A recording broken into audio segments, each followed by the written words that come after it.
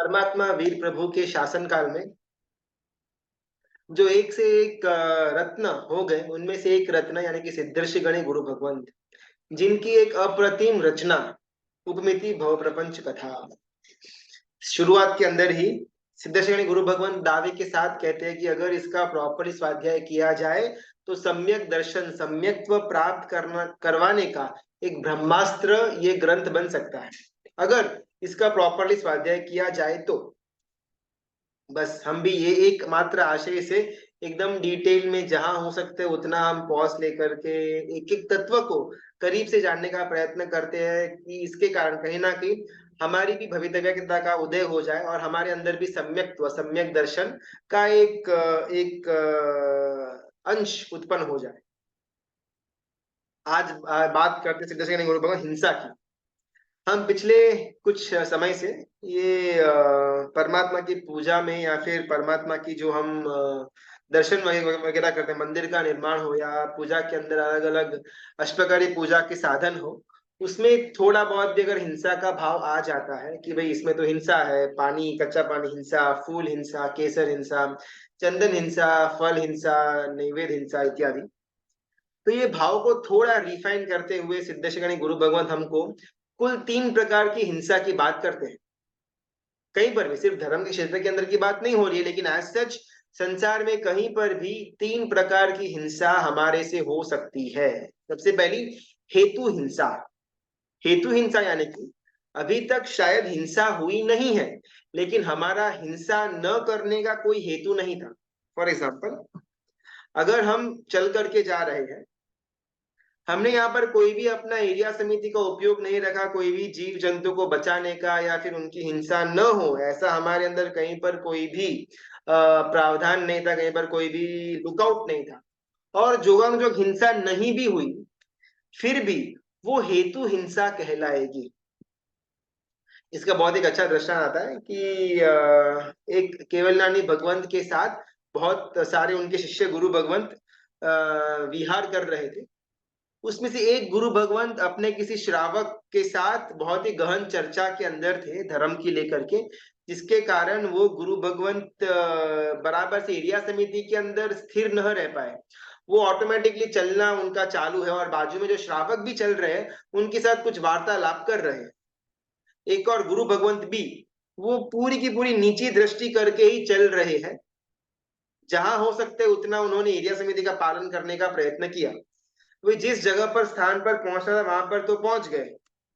अभी ये गुरु भगवंत ए और गुरु भगवंत बी, ये दोनों अपने गुरु भगवंत जो केवल ज्ञानी है उनके पास जाकर के प्रश्न करते हैं कि क्या हमसे मार्ग में चलने के टाइम कोई हिंसा हुई थी या नहीं। आज जो हम विहार करके आए उसकी बात कर रहे हैं।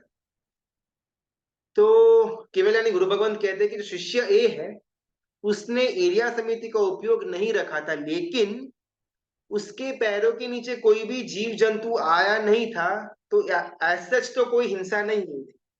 और गुरु भगवंत भी उन्होंने बहुत ही ध्यान पूर्वक जितना भी उनके पास सक्षमता थी वो सब कुछ उन्होंने फोकस दाव पे लगा करके बिल्कुल भी छोटे से छोटा जीव भी पांव के नीचे न आ जाए इस ताकीदारी के साथ चलने का प्रयत्न किया, लेकिन फिर भी 3 जंतु उनके पैर के नीचे आकर के मर जाते हैं, हिंसा हो जाती है। तो यहाँ पर वो प्रश्न पूछते कि फिर हम दोनों में से चरित्र उजला किसका, कौन प्रॉपर चरित्रवान कहलाएगा।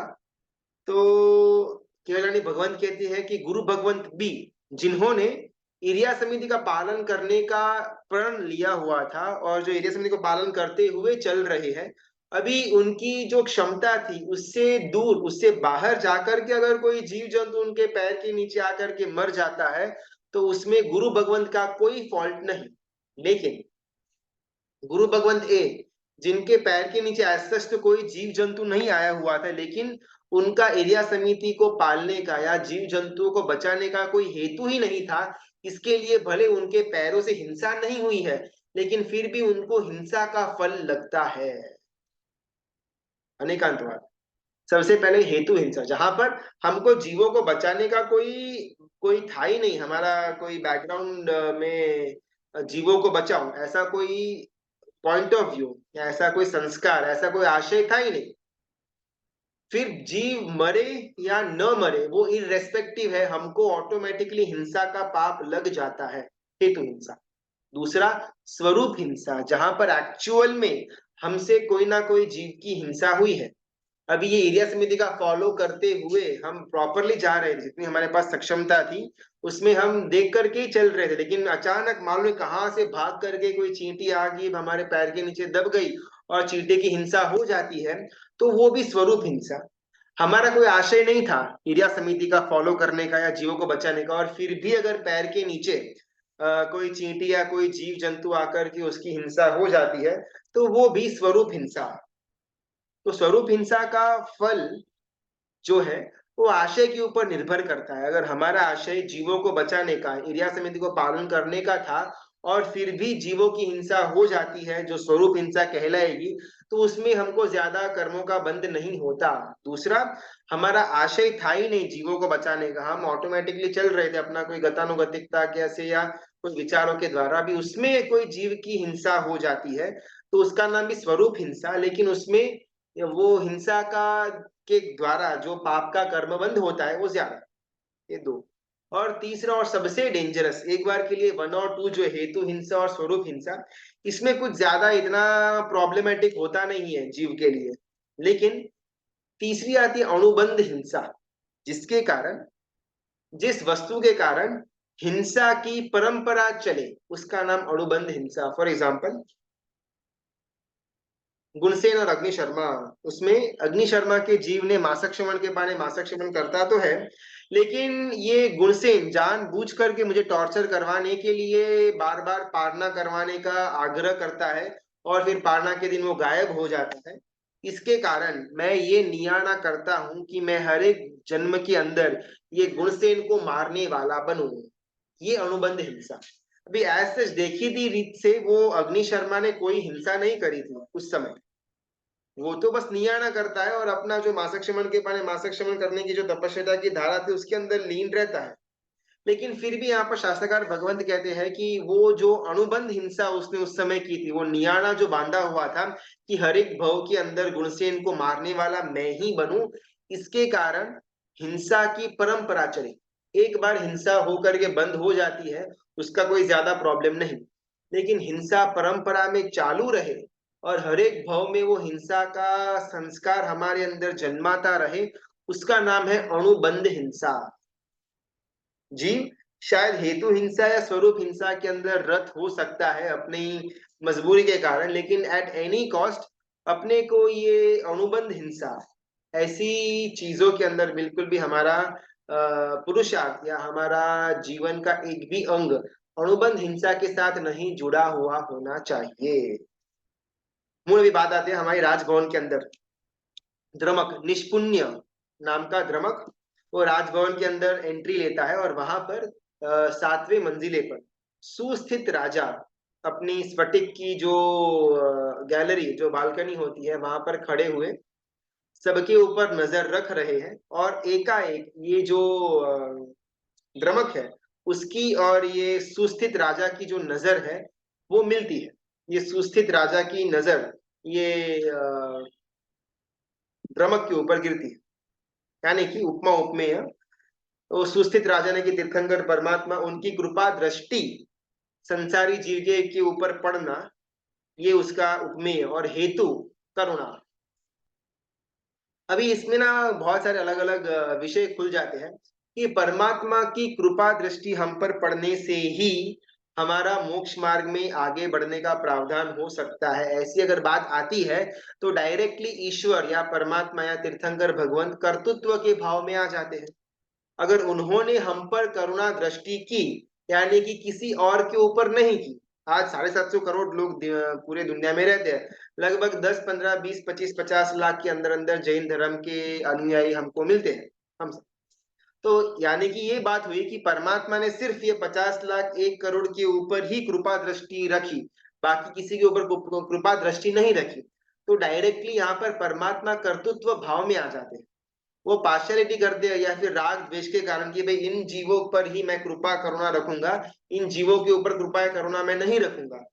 तो कहीं ना कहीं ये तो कर्तृत्व भाव हो गया, और हमारे शासन में तो हमेशा हम कर्म सत्ता को ही बलवान मानते हैं कि परमात्मा भी कर्तृत्व भाव के अंदर बिल्कुल भी नहीं है। तो दोनों कॉन्ट्राडिक्ट होता है कि परमात्मा की कृपा दृष्टि गिरना या कर्म सत्ता ने ही हमको अलाउ करना। दोनों में से हमको क्या मानना? बिकॉज ये ना बहुत ही तात्विक प्रश्न है।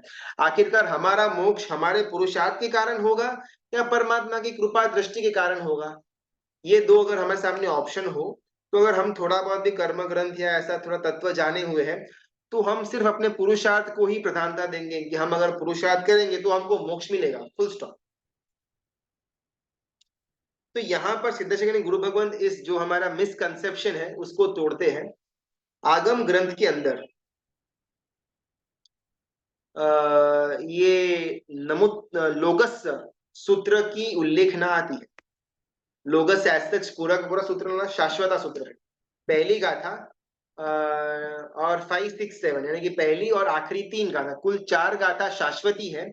और बीच की 3 गाथा जहां पर इस अवसर पीणी काल के तीर्थंकर परमात्माओं की नाम स्तवना आती है, उसको सिर्फ अलग करके बाकी पूरा का पूरा लोगस शाश्वता सूत्र है।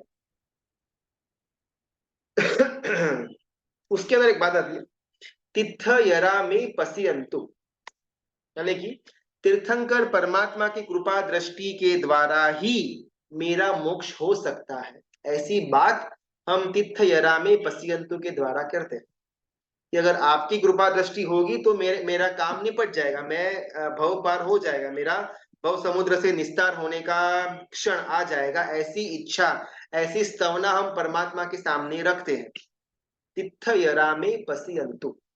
तो वापिस वो प्रश्न कि भाई अगर मोक्ष देने की ताकत अगर परमात्मा के अंदर है तो फिर वो देते क्यों नहीं? आखिरकार तो उनको यही तो भावना थी कि सभी जीव करो शासन रसी, और इसी भावना के बलबूते पर तो उनको तीर्थंकर पद मिला हुआ है। तो हम अगर यहाँ पर फिर से उनको स्तवना कर दे कि भाई तिथि में पश्यंतु, तिथि में पश्यंतु, और ये करने से हमको मोक्ष हो जाएगा, यानी कहीं ना कहीं तो फिर हमारे तीर्थंकर परमात्मा भी भक्ति चाहते हैं, भक्ति की मांगनी रखते हैं कि अगर आप मेरी भक्ति करो तो आपको मैं मोक्ष दे सकता हूँ। लौकिक धर्म के अंदर भी यही मिलता है कि अगर आप मेरा 16 सोमवार करो, मेरे सामने नारियल वधेरो, मेरा आप गुणगान गाओ, भक्ति कीर्तन करो, तो कुछ ना कुछ आपका सेटलमेंट हो जाएगा। इस प्रकार की बातें हर एक लौकिक धर्म के अंदर सुनने को मिलती है। तो फिर ये तिथयरामे पश्यंतु के द्वारा वापिस कांटेक्ट तो वही हुआ, बेस तो वही जाकर के फिट हो जाता है कि आप मेरी भक्ति करो, यानी कि तीर्थंकर परमात्मा बोल दे कि आप मेरी भक्ति करो तो इससे आपको मोक्ष मिल जाएगा। तो सबसे पहले तो कर्तृत्व भाव का विरोध किया, लौकिक धर्म का विरोध किया कि कहीं पर भी तीर्थंकर परमात्मा कोई भी चीज क्या कर्तृत्व भाव के अंदर नहीं होते हैं। और फिर वापस यहाँ पर आकर के तिथयरा में पश्यंतु, नाक ऐसे पकड़ो या ऐसे हाथ घुमा करके पकड़ो, आखिरकार तो नाक पकड़ने की बात हुई ना। तो यहाँ पर थोड़ा वेरिएशन आता है जो हमको समझना है। फॉर एग्जाम्पल, एक नगर के अंदर हमको ना ये प्रश्न थोड़ा चिंतन करना, अपन उसका आज सॉल्यूशन जानने का प्रयत्न करेंगे। एक एक नगर के अंदर एक सेठ रहता है। वो सेठ बहुत ही ज्यादा धर्मी था, पूरा का पूरा दिन धर्म करता था, सज्जन व्यक्ति था। जो भी बेचारे दुखी थे, गरीब थे, दीन थे, उनको हो सके उतना मदद करता था, कहीं पर किसी का शोषण नहीं, बहुत सुंदर तरह से अपना जीवन जीता था। और उसी नगर के अंदर एक चोर भी रहता था। अभी एक दिन वो सेठ अपने घर से चल करके मंदिर की तरफ जा रहा था। बहुत बड़ा कांटा पैर के अंदर चुभता है, जिसके कारण जबरदस्त दर्द ये सेठ को उत्पन्न होता है। और कहीं ना कहीं वो वैद्य दिलराज भी कहते हैं कि पैर कटवाना पड़ेगा, बिकॉज वो जो कांटे का जहर है वो इतना ज्यादा व्याप्त हो चुका है कि अगर पैर को ऑन द स्पॉट नहीं काटा तो शायद पूरा का पूरा बॉडी अपंग बन सकता है। उसी दिन उस गांव का जो बहुत ही मशहूर इनफेमस चोर था, उसको सोना मोहर से भरी हुई थैली जंगल से आने के टाइम रिटर्न में मिलती है। सब लोगों के दिमाग में प्रश्न, अरे ये सज्जन इतना व्यक्ति था सेठ, उनको तो कांटा चुभ गया, पैर काटने जैसा हो गया हुआ है, और वो चोर जो सबको चोरी करता था, लूटपाट करता था, सबको दुख पहुंचाता था, उसको सोना मोहर भरी थैली मिली। क्या बात है, समझ में नहीं आ रहा है कुछ, क्या अरिथमेटिक, क्या मैथ चल रहा है धर्म का, कोई आइडिया नहीं है। 2-3 दिनों के अंदर अंदर उसी नगर में एक बहुत एक ज्ञानी गुरु भगवंत पधारते हैं। उन्होंने अपनी व्याख्यान प्रवचन की धारा सेट की और सब नगर वासियों को वहां पर बुलाया। वो गुरु भगवंत बहुत विचक्षण थे, ज्ञानी थे। उन्होंने देखा कि नगर वासियों के मुंह, हर एक के मुंह के ऊपर ना कोई प्रश्न घूम रहा है। तो उन्होंने अपना प्रवचन शुरू करने से पहले वो नगर का जो मुखिया टाइप्स लग रहा था इंसान, उसको बुलाया और बोला कि भाई सबके मुंह पर 12 क्यों बजे हुए हैं? क्या कुछ हुआ है नगर के अंदर? क्या प्रॉब्लम है? आप मेरे को विस्तार से बोलो। वो जो नगर का मुखिया है वो बोलता है कि हमने बस 2-3 दिन पहले ही हमने देखा कि हमने हमारे नगर का जो नगर सेठ था, सज्जन व्यक्ति, धर्मिष्ठ व्यक्ति, उसके पैर में कांटा लग गया और पैर काटने की नौबत तक पहुंच गया। और वो कोई आड़ा टेढ़ा आदमी है, कोई चोर है, उसको सोना मोहर से भरी हुई थैली मिली। बोलो। तो धर्मी धर्म करता है, दुख मिलता है। पापी पाप करता है, उसको सुख मिलता है। तो कहीं पर हमारे दिमाग में सेटिंग नहीं हो रहा है कि भाई हमको जीवन के अंदर क्या करना चाहिए। अगर अपने को सुख चाहिए तो अपन भी काम करते, लूटपाट शुरू कर देते हैं। बिकॉज लूटपाट करने से ही तो वो चोर को सोना मोहर की थैली मिली हुई थी। और बेचारा वो धर्म करता है पूरा का पूरा दिन, वो सेठ, उसको दुख ही दुख मिलता रहता है। तो कहीं कुछ सेटिंग नहीं हो रहा। तो गुरु भगवंत कहते हैं कि देखो, वो जो सेठ है, वो सेठ ने पूर्व भवों के अंदर ऐसा जबरदस्त दुष्कृत्य किया हुआ था कि आज के दिन उसको सूली पर चढ़ने का था। राजा उसको राजदंड देने वाला था, उसका जीवन समाप्त होने वाला था। लेकिन उसने जो सुकृत्य किए, उसके कारण सूली पर चढ़ने का जो उसका नियति था, उसमें चेंज आ गया। और छोटा सा कांटा जो उसको चुभा, वो कांटा चुभने के द्वारा वो घटना समाप्त हो जाती है।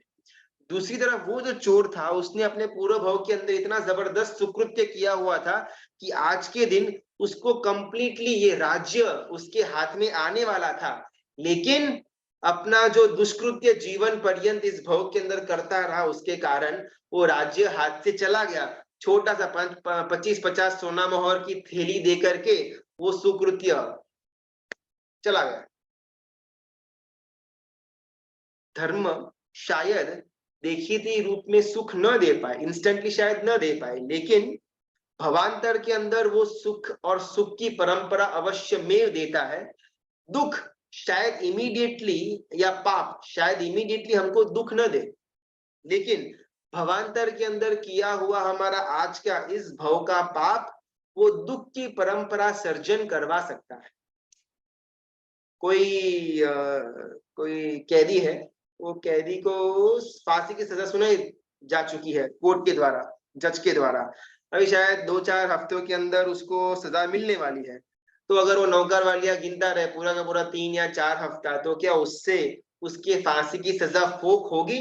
तो नहीं, ऑलमोस्ट इम्पॉसिबल चांस है। तो फिर वो नौकर वाले गिने तो मतलब क्या? नहीं, नौकर वाले अगर गिनेगा तो एटलीस्ट इस भाव में तो नहीं, लेकिन भवांतर के अंदर भी वो जो नौकर वाली गिनी हुई है उसके कारण उसको सुख मिल सकता है। वापस हमको ना ये पॉइंट इसलिए समझना है कि धर्म के अंदर हमको बहुत बार थोड़ा बहुत एक डिससेटिस्फैक्शन लगता है, अनसेटिस्फैक्शन लगता है कि सब कुछ करता हूँ, मैं पूजा करता हूँ, मैं चौकियार करता हूँ, प्रतिक्रमण करता हूँ, स्वाध्याय करता हूँ, गुरु भगवंतों की व्यावच करता हूँ, लेकिन फिर भी जीवन के अंदर सुख ही मुझे नहीं मिल रहा। बाकी सारे कितना आड़ा टेढ़ा काम करते रहते हैं, चोरी करते हैं, शोषण करते हैं, यहाँ पर ये गलत बात, वहां पर वो, लेकिन फिर भी उनका जीवन एकदम सेट है, आराम से उनका जीवन जा रहा है, कहीं पर कोई भी प्रॉब्लम उनको आता ही नहीं है। मैं इतना धर्म करता हूँ और मेरे जीवन में इतना ज्यादा प्रॉब्लम। गुजराती के अंदर एक कहावत है, धर्मी ना घरे धाड़, यानी कि जो धर्म करता है ना उसके घर पर ही रेड पड़ती है। तो जो हमारे में ये मिसकंसेप्शन है कि भाई हम इतना कुछ करते हैं, धर्म सो कॉल्ड अच्छे आशय से भी करते हैं, कहीं पर आशय में गड़बड़ कर रख करके नहीं करते, लेकिन फिर भी हर एक पल पल हमारे जीवन के अंदर दुख दुख और सिर्फ दुख ही हमको देखने को मिलता है।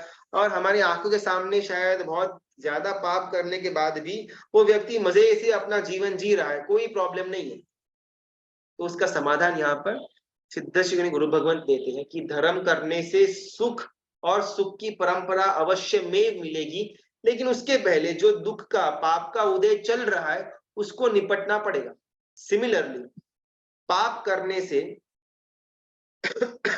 दुख या दुख की परंपरा अवश्य मिलेगी, लेकिन उसके पहले अभी जो सुख उदय में आया हुआ है, पुण्य उदय में आया हुआ है, उसको भुगतना ही पड़ेगा। अब इस बैक टू हमारा प्रश्न, कर्तृत्व भाव, ये बहुत इंपॉर्टेंट है, बिकॉज हमको अपने जीवन के अंदर अगर मोक्ष मार्ग में या सम्यक तक पहुंचना है, तो हमको किस पर, भगवान पर निर्भर रहेंगे सिर्फ और सिर्फ तो चलेगा, या सिर्फ और सिर्फ अपना पुरुषार्थ करते जाएंगे तो चलेगा? What we have to do. तो यहाँ पर अपना ये जो उपमा उपमेय वाला सिद्धांत जो सिद्धेश्वर गुरु भगवंत ने बांधा हुआ है, उसके अंदर हमको समझाते हैं, राजभवन के अंदर सुस्थित राजा, उनकी कृपा दृष्टि अनहद चल रही है। कृपा दृष्टि का जो धोध है, बारिश है, वो बारिश आ ही रही है, लेकिन वो बारिश को द्रमक तभी अपने कटोरे में ले पाएगा जब द्रमक स्वकर्म विवर नाम के चौथे द्वार से राजभवन के अंदर एंट्री लेगा, तब। अपना पूरा का पूरा जीवन ये द्रमक बाहर अदृश्य मूल पर्यंतम नगर के अंदर व्यतीत कर देता है, अलग अलग जगह पर जाकर ठोकर खाता है, खाने के लिए भीख मांगता है, अलग अलग दुखों को सहन करता है, लेकिन उस समय परमात्मा की कृपा दृष्टि उस पर नहीं पड़ती। लेकिन जब खुद के पुरुषार्थ के कारण स्वकर्म विवर कर्म के अंदर बहुत बड़ा छेद पड़ जाता है, उस समय राजभवन के अंदर प्रवेश करता है ये द्रमक, और प्रवेश करने के बाद वहां पर अनहद कृपा बरस रही है, और वो कृपा अपने पात्र में झेल रहा है ये द्रम।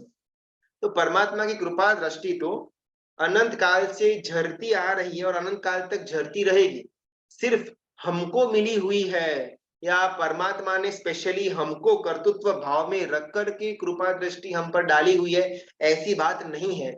सबसे पहले हमने अपना पुरुषार्थ किया, स्वकर्म विवर नाम का चौथा द्वारपाल हमको उत्पन्न हुआ, हमारे सामने प्रत्यक्ष रूप में वो आया, और उसने हमको राजभवन में जिन भवन के अंदर एंट्री दी, तब जाकर के हम ये कृपा पात्र अपना आगे कर पाए, और उसमें कृपा दृष्टि परमात्मा की सुस्थित राजा की गिरी।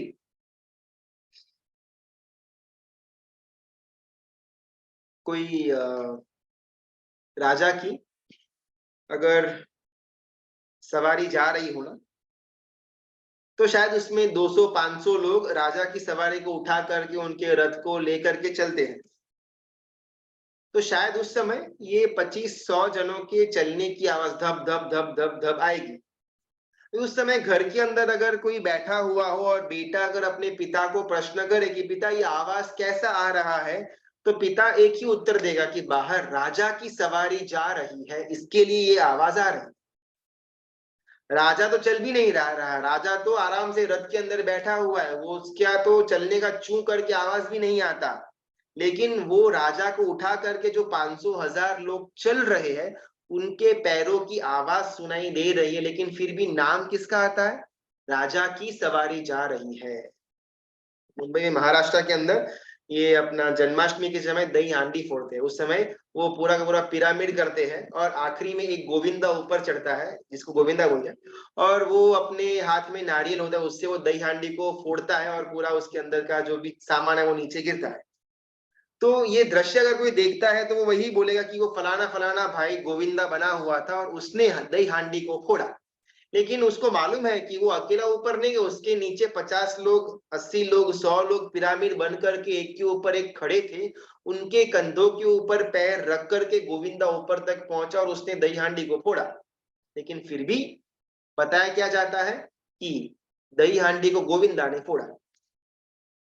अगर हम कोई ना कोई शासन की प्रभावना करने हेतु रथ यात्रा में जुड़े हुए हैं, कोई तपस्वी का बहुमान की यात्रा हो या फिर परमात्मा की रथ यात्रा हो, बहुत जबरदस्त गर्मी का टाइम सीजन चल रहा है, हम 1-1.5 घंटे से चलते चलते चलते कंप्लीटली हम एनर्जी लेस हो चुके हैं, और उतने में एक बादल आ जाता है और वहां पर झरमर झरमर झरमर बारिश शुरू हो जाती है, तो तुरंत हमारा मुख से निकल जाएगा कि मेघ राजा ने हमको गर्मी से बचा लिया। लेकिन एक्चुअल में तो वहां पर बादल आया हुआ था, और वो बादल से पानी गिरा, वो मेघ राजा ने तो कुछ नहीं किया हुआ है, लेकिन फिर भी वहां पर प्रमोट फेमसली कौन होते हैं? मेघ राजा।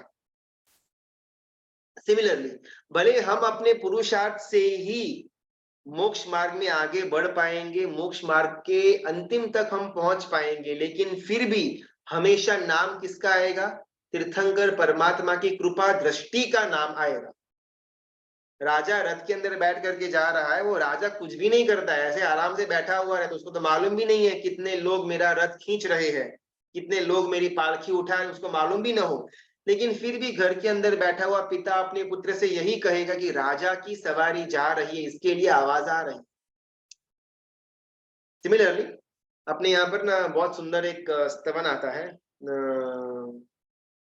सीमंदर स्वामी परमात्मा का। सुबह जो अपन प्रतिक्रमण के अंदर बोलते हैं, सुनो चंदा जी सीमंदर परमात्मा पासे जाजो, उसमें अंतिम कड़ी आती है, जिन उत्तम पुंठ हवे पूरो, कहे पद्म विजय थाऊ शूरो, तो बाधे मुझमन अति मुरो। यहाँ पर ना पद्म विजय यानी कि जो रचयिता गुरु भगवंत है स्तवन के, वो परमात्मा से विनंती करते हैं, जिन उत्तम पुंठ हवे पूरो, कि परमात्मा मुझे बैकिंग देना, बस मुझे आपसे और कुछ भी नहीं चाहिए, आप मुझे बस शाबाशी और बैकिंग देते रहो। जिन उत्तम पुंट हवे पूरो, कहे पद्म विजय थाऊ शूरो, अगर आपका बैकिंग मेरे साथ है तो मैं शूरवीरता को जन्माऊंगा और मैं भव समुद्र को पार कर लूंगा। मुझे आपसे और कुछ भी नहीं चाहिए, बस उत्तम प्रकार का बैकिंग, उत्तम प्रकार की शाबाशी, उत्तम प्रकार का एक सपोर्ट मुझे आपके पास से चाहिए। ये अगर मुझे मिल जाता है तो मेरे पास अंदर शूरवीरता पड़ी हुई है, मैं उसको बाहर लेकर के आ जाएगा और मैं मेरे कर्मों के साथ जंग करेगा, कर्मों के सामने मैं जीत लेगा। लेकिन मुझे आपका बैकिंग चाहिए। जिन उत्तम पुंठ हवे पूरो, कहे पद्म विजय थाऊ शूर। ये जो बैकिंग है, ये जो परमात्मा की कृपा दृष्टि है, ये जो परमात्मा का अनहद श्रद्धा हमारे अंदर उत्पन्न हुई है, ये काफी है हमको मोक्ष मार्ग में आगे लेकर के जाने के लिए। लेकिन यहाँ पर वापस परमात्मा कर्तृत्व भाव के अंदर नहीं है। कर्तृत्व के भाव के अंदर तो हम स्वयं स्वयं हमारा खुद का पुरुषार्थ ही रहेगा।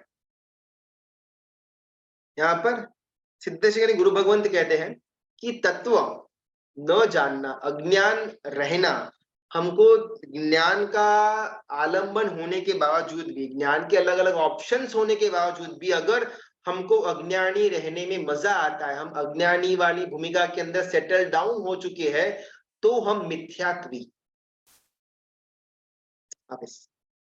जिसको अज्ञानता के अंदर रहने का, अज्ञानी रहने का जिसको मन बनता है कि भाई सब कुछ जानना क्यों, इतना जानते हैं फिर कुछ काम में तो आता नहीं, अपन आराम से अपना काम कर रहे हैं ना, अपने को क्यों झंझट में पड़ने का।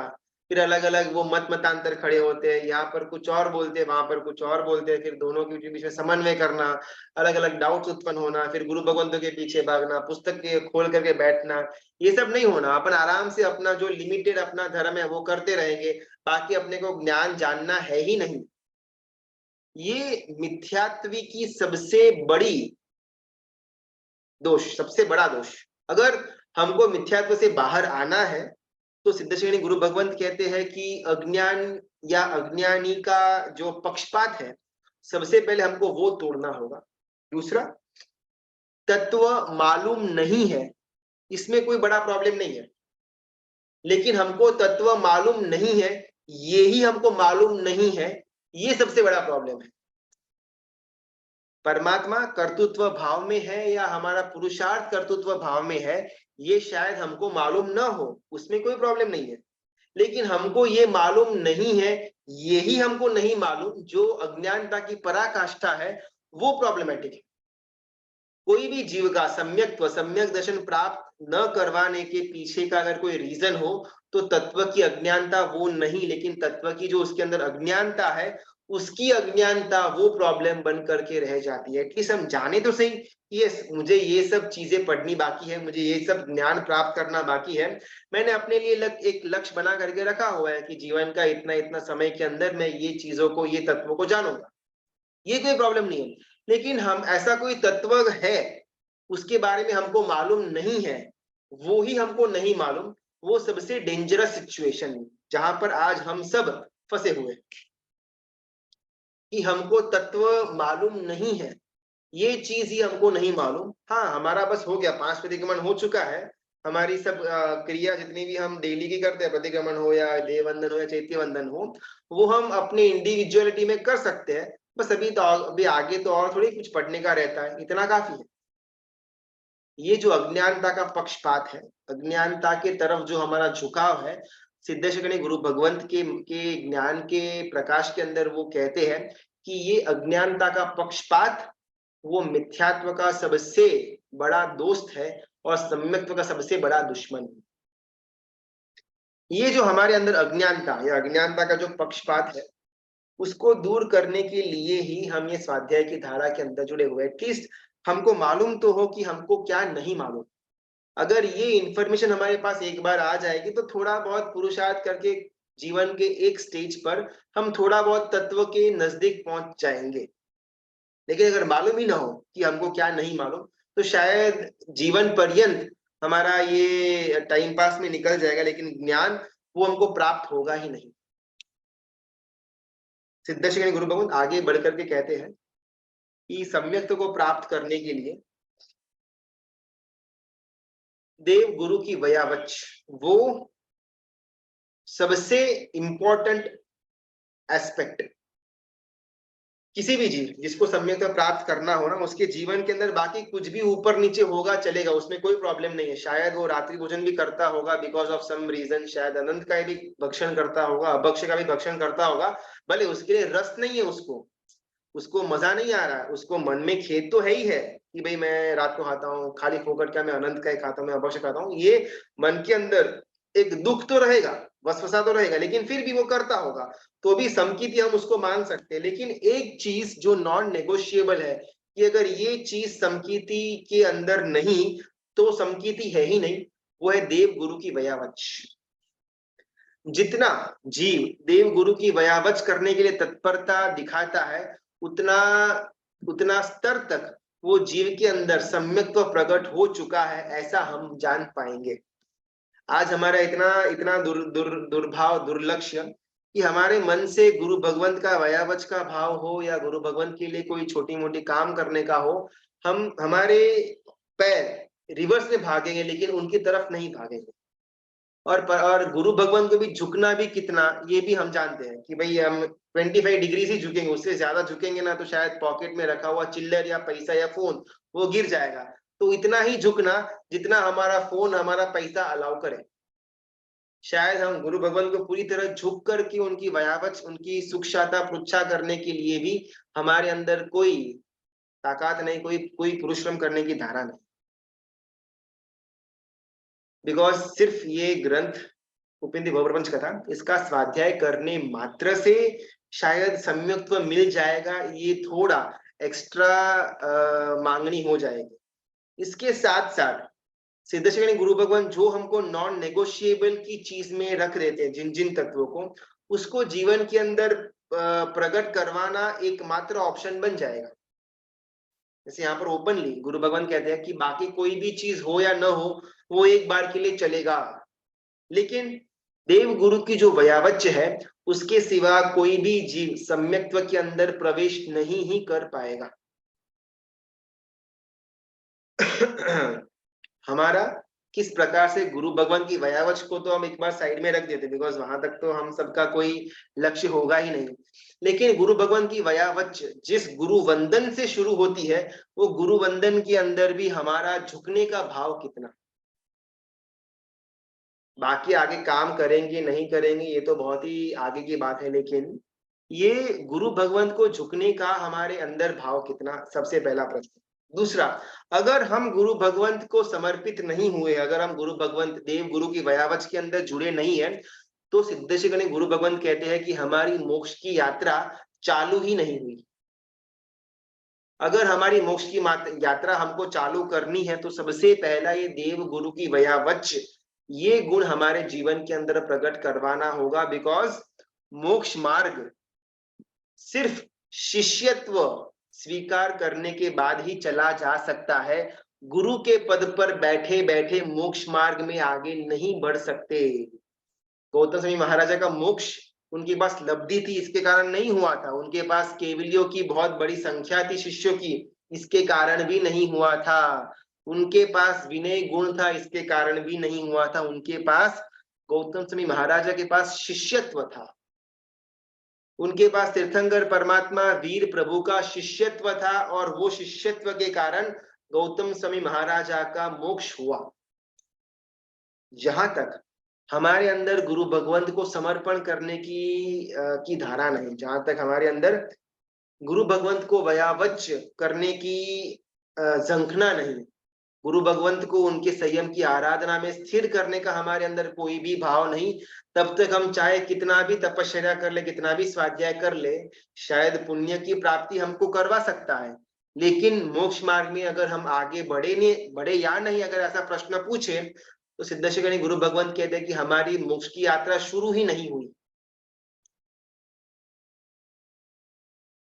गुरु भगवंत एक एक ऐसा तत्व, गुरु तत्व, कि जिसके आलंबन के सिवा हमारे पास मोक्ष मार्ग में आगे बढ़ने के लिए और कोई ऑप्शन है ही नहीं। वीर विजय जी महाराजा, जिन्होंने बहुत ही सुंदर स्तवन की रचनाएं करी हुई है और जिन्होंने बहुत ही अलग अलग पूजा पूजनों की ढाल भी रचना करी हुई है, उन्होंने अपने कल्याणक पूजा के अंतर्गत एक बहुत सुंदर प्रश्न करते हैं कि एक जीव का अगर उसके ऊपर किसी का ऋण हो तो सबसे ज्यादा किसका ऋण होगा? तीर्थंकर परमात्मा का, भव्य जीव का, या अभव्य जीव का? सबसे ज्यादा ऋण किसका?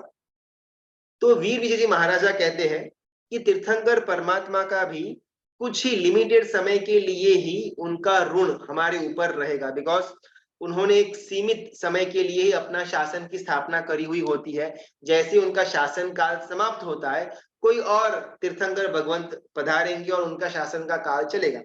तो एज सच कोई भी एक तीर्थंकर परमात्मा का बहुत लंबे समय के लिए हमारे ऊपर ऋण हो, ऐसी बात मान्यता में नहीं आती। दूसरा, भव्य जीव, वो भव्य जीव भी कहीं ना कहीं अपना खुद का आराधना करके वो मोक्ष में चला जाएगा, एक एक लिमिटेड समय के अंदर, अर्धपुद्गल परावर्तन का समय हो या फिर कुछ सागरोपम, कोडाकुणी सागरोपम का समय हो, उतने अंदर भव्य जीव अपनी धर्म आराधना करके अपना मोक्ष, अपना सिद्धत्व को प्राप्त कर लेगा।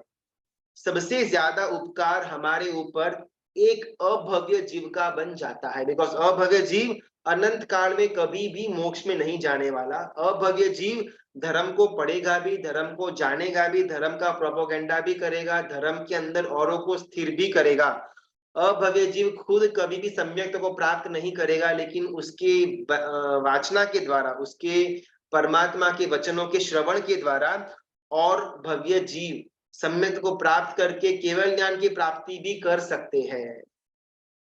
ये बात यहाँ पर क्यों? इसके लिए कि गुरु चाहे हमारे कैसे भी हो, एकदम वर्स्ट से वर्स्ट केस वो अभव्य जीव भी क्यों ना हो, लेकिन अगर वो अभव्य जीव के ऊपर हमारा समर्पण पराकाष्ठा वाला बन जाता है, वो अभव्य जीव भी हमको मोक्ष मार्ग में आगे लेकर के जा सकता है। भले स्वयं वो मोक्ष मार्ग में आगे नहीं बढ़ेगा, बिकॉज अभव्य जीव है, अंदर कोई कैपेसिटी ही नहीं है मोक्ष मार्ग, मोक्ष तक पहुंचने की, लेकिन फिर भी अगर वो गुरु पद के ऊपर विराजमान है और अगर हम अपना कंप्लीटली शिष्यत्व समर्पण कर देते हैं ऐसे अभव्य जीव वाले गुरु को भी, तो भी हमारा मोक्ष पॉसिबल है। एकदम लोवेस्ट पॉसिबल जो स्टेटस है, उसमें गुरु पद को यहाँ पर वीर विजय जी महाराजा रखते हैं कि चलो भाई, उनके अंदर कोई भी प्रकार का कोई आचार विचार की शुद्धता नहीं है, कोई किसी भी प्रकार के क्लैरिटी नहीं है।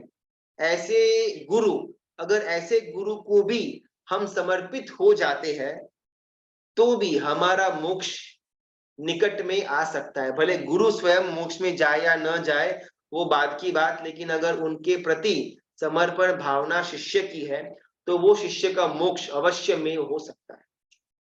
बात यहाँ पर गुरु कैसे है, कैसे मिलेंगे, कैसे नहीं मिलेंगे, उनके अंदर क्या क्या चीजें होनी चाहिए, क्या क्या चीजें नहीं होनी चाहिए, ये सब बात की बातें। अगर हमारा समर्पण भाव किसी भी गुरु के लिए पराकाष्ठा का है, वो समर्पण भाव काफी है हमको मोक्ष तक लेकर के जाने के लिए। बस आज ये पॉइंट पर हम पॉज करते हैं। कहीं ना कहीं ये उद्मिति भवप्रपंच कथा द्वारा हम सिर्फ स्वाध्याय के अंदर कान के द्वारा जुड़े नहीं, लेकिन यहाँ पर सिद्धेश्वरी गुरु भगवंत की जो बातों की विवेचन होता है, वो कहीं ना कहीं चिंतन मंथन में आए और उससे हमारे जीवन में थोड़ा बहुत भी चेंज, प्रैक्टिकल चेंज मौजूद हो, प्रैक्टिकल चेंज हम लेकर के आए। इसका पुरुषार्थ करना पड़ेगा। सिर्फ सुनने से सम्यक्त्व मिलेगा, ऐसी बात सिद्धेश्वरी गुरु भगवंत नहीं करते हैं। सुनने के साथ साथ परिवर्तन के लिए पुरुषार्थ किया जाएगा, तो ही सम्यक्त्व हमको मिल सकता है, ये ग्रंथ की स्वाध्याय करने से। अभी कुछ प्रश्न तो फटाफट हम 5 मिनट के अंदर ले लेते हैं। गुणसेन का इतना गुस्सा देख कर क्या अपने को भी फर्स्ट टाइम पे ही मुंह खोलना है, क्योंकि थर्ड टाइम तक तो गुस्से का लेवल बहुत ज्यादा होगा एंड मारने के भाव आएंगे। देखो यहाँ पर ना वो अग्नि शर्मा, गुणसेन, उनकी जो कथा आती है समय महाकथा, उसमें बहुत ब्यूटीफुली हमको ये देखना है कि अग्नि शर्मा ने 3-3 महीने तक अपने गुस्से को दबा करके रखा। शायद हम उनकी जगह पर होते तो हमारा तो पहले के टाइम में ही हमारा तो सिलेंडर फट गया हुआ होता। लेकिन अगर इतना कुछ सहन करने के बाद भी अगर हमारा सिलेंडर फटता है, तो हमारा मोक्ष हमसे दूर। पहली बार में हमको गुस्सा आया, सेकेंड टाइम में आया, थर्ड टाइम में, फोर्थ टाइम में, बात यहाँ पर वो नहीं है। गुस्सा आया ना, बस खत्म। अगर एक बार हम कषाय के अंदर डूब जाते हैं, तो जितनी भी हमने धर्म आराधना करी हुई थी, हमारे लिए वो निष्फल बन जाती है। तो हमारे लिए ऑप्शन क्या है? हमारे लिए ऑप्शन ये है कि हमको कषाय को एंटरटेन करना ही नहीं। कषाय को हमने एंटरटेन किया, तब जाकर के हम कषाय के अंदर बह गए और हमारा सिलेंडर फटा और हमको गुस्सा आया और हमने सामने वाले को कुछ उल्टा सीधा बोल दिया या फिर हम नियाना के अंदर चले गए। एक्चुअली प्रॉब्लम तो अग्नि शर्मा ने जो नियाना करी हुई थी उसकी थी, लेकिन वो नियाना क्यों किया? बिकॉज वो अग्नि शर्मा को अभी भी कहीं ना कहीं मन के कोने के अंदर गुणसेन के लिए द्वेष भाव, क्रोध भाव जन्मा हुआ था, और वो क्रोध भाव में आकर के अग्नि शर्मा ने वो नियाना लिया। तो प्रॉब्लम नियाना लेने में थी, लेकिन वो नियाना एकाएक नहीं लिया हुआ था, वो नियाना क्रोध के कारण जन्मा हुआ था। तो 3 बार तक हम गुस्से को कंट्रोल करें या 4 बार तक कंट्रोल करें, बात वो है ही नहीं। गुस्सा पहली बार या 10वीं बार अगर एक बार बाहर निकल जाता है, वो हमको दुर्गति में लेकर के जाएगा, फुल स्टॉप। फिर चाहे फॉल्ट हमारा हो, सामने वाले का हो, डजेंट मैटर। हमने गुस्सा किया और फिर वो गुस्से के बाद पश्चाताप भी नहीं किया, मिथ्यामृतम का कोई भाव हमारे अंदर प्रकट नहीं हुआ, समता के अंदर हम स्थिर नहीं हुए, तो हम गए। अगर सब कुछ कर्म सत्ता के बेस पर डिपेंडेंट है, तो फिर हम कई बार वीर या देव से सहाय मांगते हैं, बराबर। हाँ, वो सही है या नहीं, एंड वो सहाय कर सकते हैं गोइंग ऑपोजिट ऑफ कर्म सत्ता। देखो सुंदर प्रश्न, बिकॉज ना हमको ये प्रश्न होने चाहिए कि भाई अगर सब कुछ कर्म के ऊपर निर्भर है, तो फिर हमको धर्म भी क्यों करना, हमको कोई समकिनी देव के पास भी मांगनी क्यों करना? कर्म सत्ता के मुताबिक मुझे कुछ मिलेगा, जो भी मिलना होगा वो मिलेगा, और अगर नहीं है नियति के अंदर तो नहीं मिलेगा। फिर चाहे कितना भी मैं पूजा या मांगता रहूं भिखारी की तरह, मेरे को नहीं ही मिलने वाला। इसमें ना एक एक बीच का रास्ता ये निकलता है कि हम सब बहुत ज्यादा लंबा संसार समुद्र के अंदर भटकते भटकते भटकते हमको आर्य कुल, आर्य देश, परमात्मा का शासन सब कुछ मिला हुआ है। एक दूसरा, हमारा आत्मा प्रदेश असंख्य अनंत कार्मण वर्गणा कर्म को साथ में लेकर के बैठा हुआ है।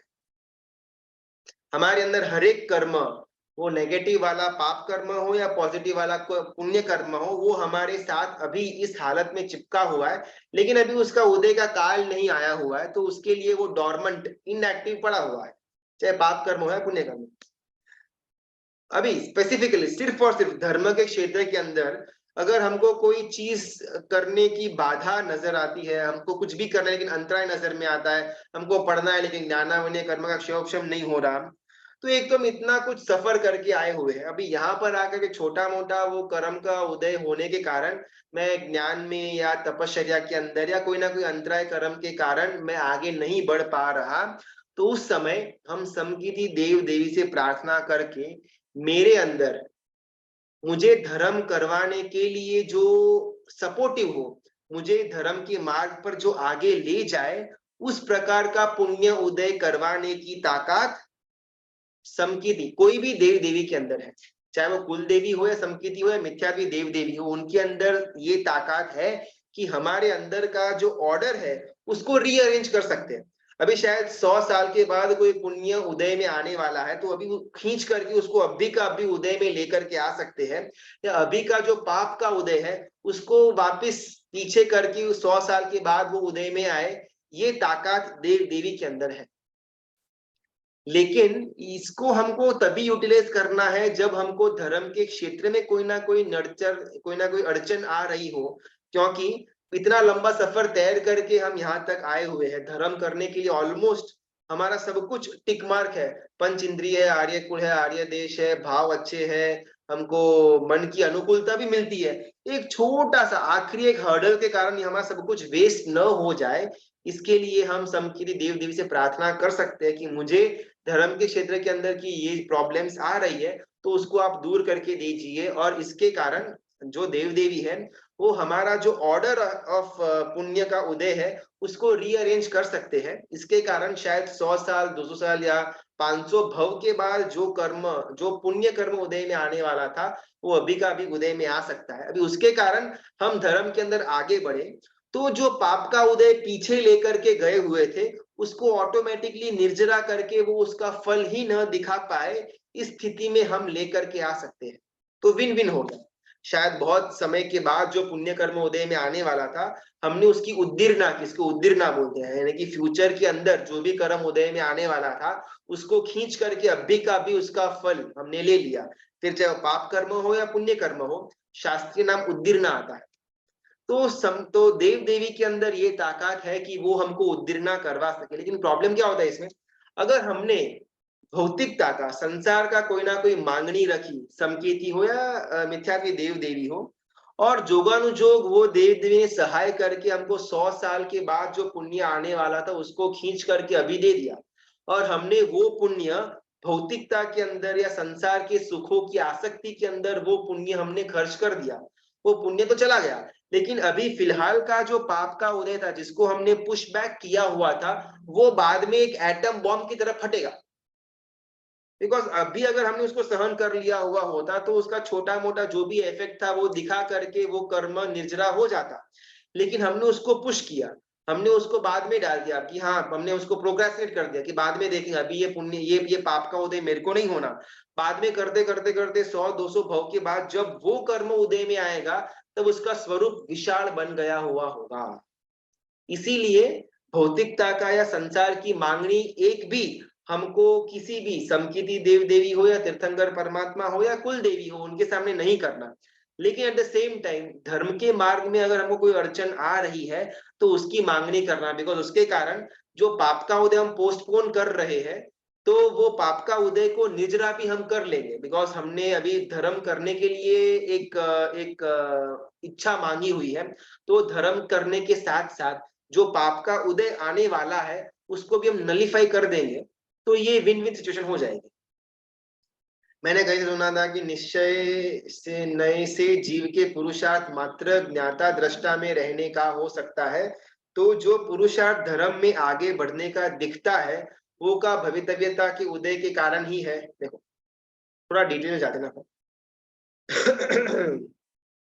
किसी भी जीव के अंदर कोई भी घटना, धर्म की घटना हो या संसार की घटना हो, वो घटना होने के पीछे 5 कारण मौजूद होते हैं। सबसे पहला समय, दूसरा स्वभाव, तीसरा भवितव्यता, चौथा कर्म, और पांचवा पुरुषार्थ। ये 5 कारण के समन्वय से, परम्यूटेशन एंड कॉम्बिनेशन के द्वारा ही कोई भी घटना जीवन के अंदर घटित होती है, संसार की हो या धर्म के क्षेत्र की हो। अभी जब जीव अचर्मावर्त काल से, यानी कि जब उसका आखिरी मोक्ष की तरफ जाने का बस कुछ ही समय बाकी है, चर्मावर्त काल के अंदर आ जाता है, तब जीव स्पेसिफिकली धर्म के क्षेत्र के अंदर बाकी चारों के 4 रीजन 1 2 3 4 को गौण करके अपने पुरुषार्थ को प्रधानता देगा, और अपने पुरुषार्थ से वो कर्म को भी उदय अस्त करवा देगा। बिकॉज हमारा आत्मा अनंत अनंत कर्मण वर्गणाओं को लेकर, अनंत अनंत कर्मों को लेकर के बैठा हुआ है। तो अभी अशाता वेदनीय का कर्म है तो मैं पुरुषार्थ करके शाता वेदनीय कर्म का भी उदय करवा सकता हूँ खुद के जीवन के लिए, या अभी शाता वेदनीय कर्म का उदय है तो मैं पुरुषार्थ करके अशाता वेदनीय कर्म का भी उदय करवा सकता हूँ।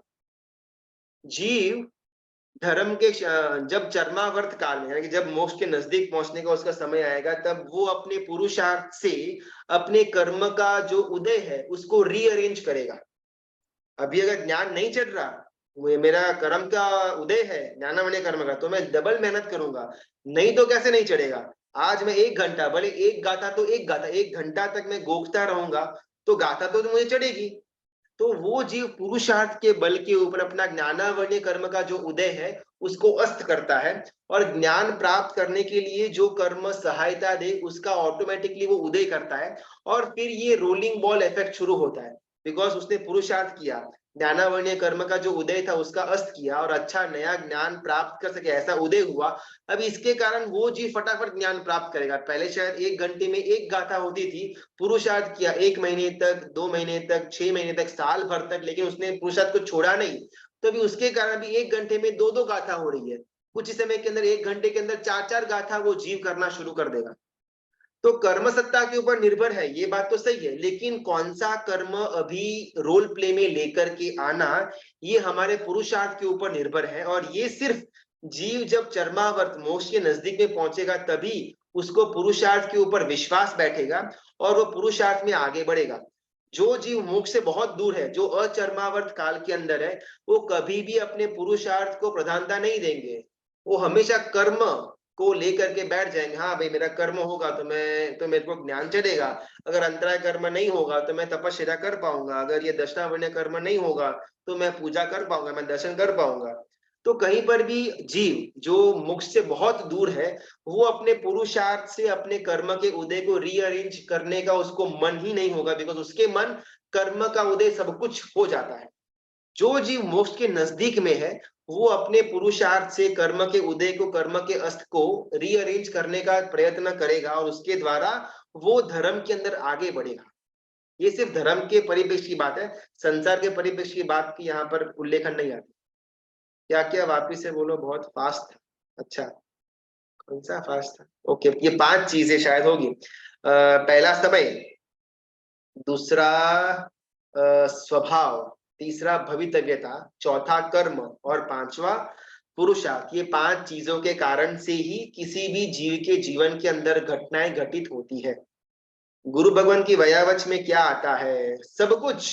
गुरु भगवंत को विहार के अंदर अपना समय देना, उनको गोचरी के लिए आमंत्रण देना, उनको निर्दोष गोचरी मिल सके ऐसा प्रबंध करना, गुरु भगवंत को ज्ञान के लिए अगर कोई पुस्तक वगैरह की आवश्यकता हो तो उनको वो चीज ला करके देना, अगर उनको कुछ उपधि की आवश्यकता है, वस्त्र की या पात्र की या ऐसा कुछ, तो वो चीज ला करके उनको देना। गुरु भगवंत को अगर स्वास्थ्य ठीक नहीं है तो उनको हॉस्पिटल वगैरह लेकर के जाना, डॉक्टर का कुछ इलाज वगैरह करवाना, उसके लिए तन मन और धन सब कुछ दे देना, ये सब कुछ वयावच के अंदर आ जाता है। देव की वयावच में, देव की वयावच एकदम सिंपल है, परमात्मा की पूजा, परमात्मा का दर्शन और परमात्मा के वचनों को जानने की उत्कंठा, ये सब कुछ देव की वयावच में गिना जाता है। जनरली गुरु भगवान से वयावच एक्सेट्रा के लिए पूछे तो वो हाँ नहीं बोलते, क्योंकि उनको भी दोष लगता है, बराबर है। तो हम ऐसी सिचुएशन में क्या कर सकते हैं? फोर्सफुली कुछ करने में विवेक से चूक जाए, ऐसा हो सकता है। देखो, गुरु भगवान जब भी ना कुछ चीजों के लिए अपन बात करते हैं जिसके अंदर गुरु भगवान को हमेशा रिक्वायरमेंट होती ही होती है। एक है विहार।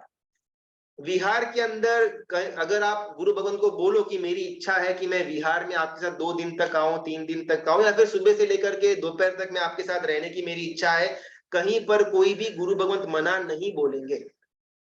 लेकिन हमको उतना अंदर का भाव होना चाहिए कि ये विहार जो इतना परिश्रम वाला होता है, उसके अंदर मैं गुरु भगवान का थोड़ा बहुत साथ दे पाऊं, एटलीस्ट कुछ और नहीं तो मैं उनको मेरा कान दूंगा, ताकि जिसके कारण गुरु भगवान अपना बातचीत, अपने मन की बात शेयर कर पाए और मेरा एक छोटा सा वयावच करने का जो भाव है वो पूर्ण हो सकता है। पहला। दूसरा, कहीं पर भी बहुत सारी जगह पर हमको देखने को मिलता है कि गुरु भगवान की जो फिजिकल बॉडी है उसमें थोड़ा बहुत प्रॉब्लम्स आते रहते हैं, और उस समय उनको अगर हॉस्पिटल का वगैरह का कुछ भी खर्चा हो या फिर वहां तक लेकर के जाना हो, तो संघ के अंदर बहुत कम लोग ऐसे होते हैं जो इसके अंदर आगे बढ़ेंगे।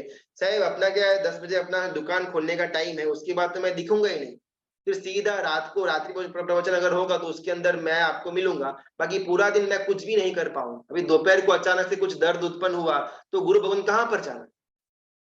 फिर कहीं ना कहीं वो ट्रस्टियों को बुलाते हैं कि भाई मेरे को वहां तक लेकर के चलो, यहाँ तक लेकर के चलो, बहुत ज्यादा प्रॉब्लम हो रहा है, डॉक्टर को बुलाओ।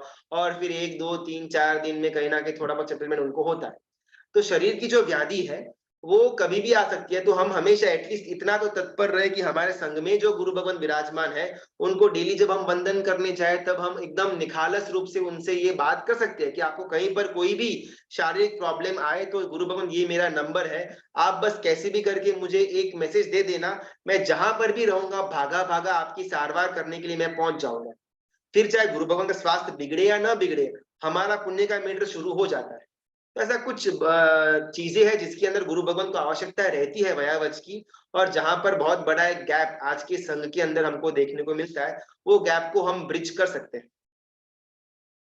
क्या अभवी जीव अगर सब कुछ करता है, according to religion he do everything, तो क्या उसे पता होता है कि वो अभव्य है? देखो, अभव्य जीव की जो क्वालिटी है ना, उसको कभी भी मोक्ष नाम का तत्व के ऊपर भरोसा होगा ही नहीं।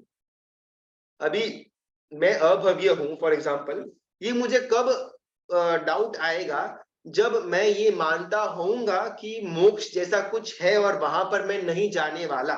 अगर ये चीज मुझे दिमाग में फिट हो, तब जाकर के मुझे प्रश्न उत्पन्न होगा ना कि भाई मैं अभव्य हूं या भव्य जीव हूं। अगर मेरी मेरी मति एकदम क्लियर कट है कि मोक्ष जैसा तो कुछ होता है ही नहीं, बहुत बहुत तो देवलोक तक रहता है, बाकी मोक्ष जैसा हम्बक कोई तत्व है ही नहीं। तो अगर मैं मोक्ष मानता, मेरी मान्यता है ही नहीं, फिर मैं वहां पर जाऊं या न जाऊं मुझे ये प्रश्न होगा ही नहीं, बिकॉज ऐसे तो कोई जगह है ही नहीं।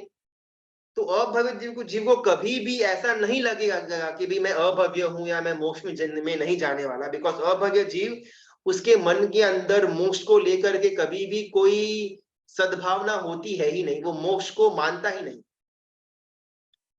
तीर्थयारा में पश्यंतु मतलब तो तीर्थंकर भगवान हम पर प्रसन्न हो, बराबर है, वो है ना, या जो अपने नहीं नहीं, यहाँ पर तीर्थयारा में पश्यंतु यानी कि परमात्मा हम पर कृपा दृष्टि बना करके रखे। प्रसन्न हो इसका मतलब यही ना कि आपकी कृपा दृष्टि हम पर हो। आखिरकार तीर्थयारा में पश्यंतु, तीर्थंकर भगवान आप प्रसन्न हो, हमको उनको प्रसन्न करके क्या करना है? वो तो कृतकृत्य हो चुके हैं, वो तो अपने को कुछ करने वाले हैं नहीं। अच्छा ये भाई ने तीर्थंकर बोला हुआ है, तो चलो भाई इनके लिए कुछ काम करना पड़ेगा, ऐसा तो कभी कोई तीर्थंकर भगवान सोचने वाले हैं नहीं और करने वाले भी नहीं है। तो वापस ये डाउट जाता है कि भाई वो तो कृतकृत्य हो चुके हैं, वो तो हमारे लिए कुछ भी नहीं करने वाले, तो फिर तीर्थ यरा में पश्यंतो क्यों, उनको प्रसन्न क्यों करना, उनकी कृपा दृष्टि हम पर क्यों हमको हमको चाहिए, बिकॉज वो तो कुछ करने वाले नहीं है। तो ये डाउट यहाँ पर उत्पन्न हो जाता है। चलिए समय भी हो गया, मित्रा की आज्ञा विरुद्ध कुछ भी बोला हो तो मिच्छा में, लेकिन सबका बहुत बहुत धन्यवाद, अनुमोदना। कल वापस हम ये धारा को थोड़ा, अभी तक तो उपमिति बहुप्रपंच कथा की जो स्टोरी है वो तो शुरुआत हुई है ही नहीं, हम अलग अलग पात्रों को इंट्रोडक्शन के मोड पर ही आगे बढ़ रहे हैं। शायद कल से हमारी एक्चुअल जो कथा की शुरुआत है वो कल से हम शुरू करेंगे, और बीच में जो जो भी तत्व जानने लायक आएंगे उसको हम डिटेल में जानने का प्रयत्न करेंगे। लेकिन सबसे एक यही विनंती कि हम यहाँ पर जो स्वाध्याय करते हैं वो सिर्फ ये आधा घंटा एक घंटा तक सीमित न रहे, हमारे दिनचर्या के अंदर ये चिंतन मंथन के स्टेज तक पहुंचे और फिर वहां से अनुकरण तक हम इसको लेकर के जाए, तो ही इस स्वाध्याय की सार्थकता कही जाएगी। तो बहुत बहुत धन्यवाद, अनुमोदना, प्रणाम। कल शाम 9:15 बजे हम इसको आगे लेकर के जाएंगे।